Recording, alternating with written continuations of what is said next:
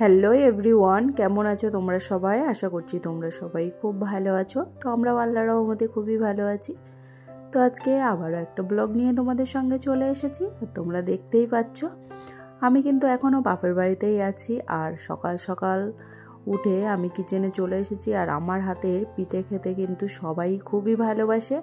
তো মা আমাকে বললো যে কিছুটা তেলের পিঠে বানাতে, তো আমি এখানে চলে এসেছি। তো এখানে তোমরা দেখতেই পাচ্ছ আমি কিন্তু ময়দা, সুজি, এখানে কিছুটা চালের গুঁড়ো আর গুঁড়ো দুধ মিশিয়ে দিয়েছি। আর অল্প একটু দিয়ে দিলাম গরম জল দিয়ে আমি কিন্তু এখানে ব্যাটারটা সুন্দর মতো তৈরি করে নিয়েছি। দেখো, আর শীতের সকাল মানে একদমই গরম গরম পিঠা খেতে কিন্তু কে না ভালোবাসে বলো।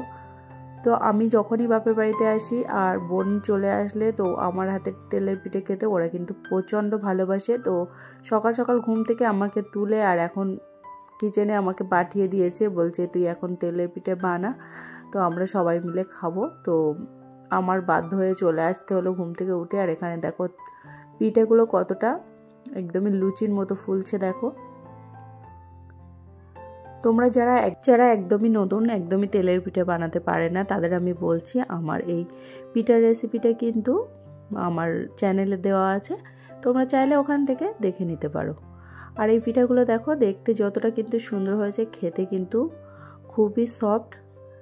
আর যারা একবার খাবে সত্যিই বলতে তারা বারবার কিন্তু এই পিঠাটা খেতেই চাইবে। অনেকে হয়তো এই পিঠাটা বানাতে পারেন, কিন্তু আমি একটু আমি অন্যভাবে এই পিঠাটা বানাই। আর আমার খুবই ভালো লাগে এই পিঠাটা খেতে, বিশেষ করে আমার বাপের বাড়িতে সবাই খুবই ভালোবাসে। তো যাই হোক, ঝটপট দেখো পিঠাগুলো সব বানিয়ে নিচ্ছি।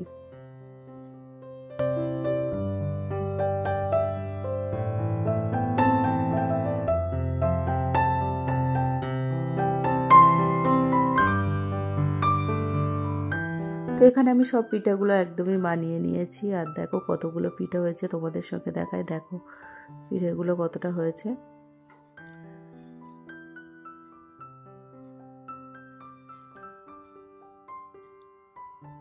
আমি কিন্তু এখানে ঝটপট করে একদমই 1 গামলা পিঠা বানিয়ে ফেলেছি। আর এদিকে ভাই আব্বুর জলকার থেকে আবার কিছুটা মাছ নিয়ে চলে এসেছে, আজকে কাতলা মাছ আর গলদা চিংড়ি তো আছেই, আর এখানে ট্যাংরা আর কয়েকটা তেলাপিয়া মাছ আছে। তো এদিকে মা কি করছে তোমাদের একটু দেখিয়ে দিই। তো মা এখানে, আমার হাজব্যান্ড যেহেতু গলদা চিংড়ি ভুনা খেতে পছন্দ করে, তো মা এখানে দেখো গলদা চিংড়ি ভুনাটা রান্না করে নিচ্ছে।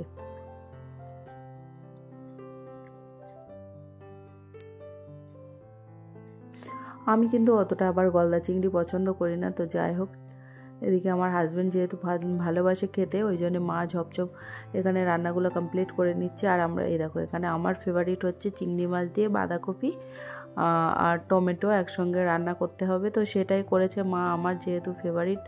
তো এখানে দেখো মাংস, মাছ সবই আছে। তো আমরা সবাই মিলে কিন্তু একসঙ্গে খেতে বসেছি। আর বাপের বাড়ি ওই যে বললাম, একসঙ্গে কিন্তু বসে খাওয়ার মজাটাই অন্যরকম।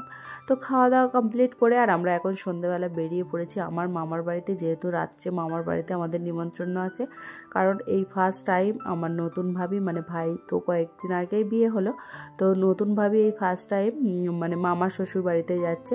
তো যাই হোক, আমরা মামার বাড়িতে ফাইনালি পৌঁছে গেলাম। আর আমার মামার বাড়িতে আমার মামা আর মামিমা কিন্তু একদমই একা থাকে।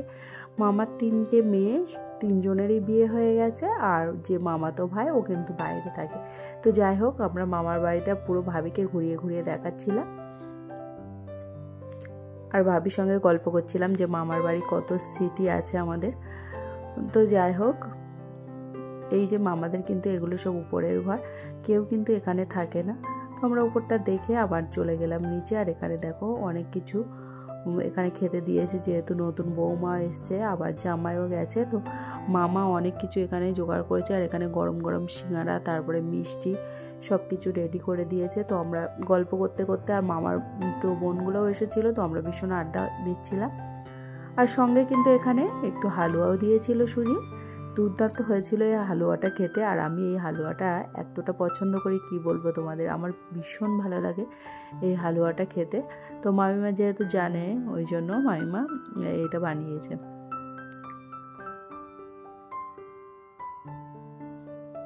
আর এখানে দেখো রাত্রে তো আমরা সবাই মিলে আড্ডা দিয়ে আর তো রাত্রে ডিনার করতে বসে পড়েছি। তো এখানে ডিনারে কী কী আছে আমি তোমাদের দেখাচ্ছি।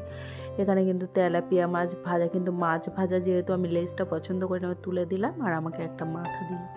তো দেখো মাছের মাথা, এখানে ভাজা মাছ, এখানে ডিম ভাজা আছে, আলু ভাজা আছে, তারপরে এখানে 2 রকম মাংস ছিল, মাছের একটা তরকারি ছিল, মাছের ঝোল ছিল, অনেক কিছু। মামিমা কিন্তু বসে বসে এইসব রান্নাবান্না সবই কমপ্লিট করেছে একদমই একা হাতে।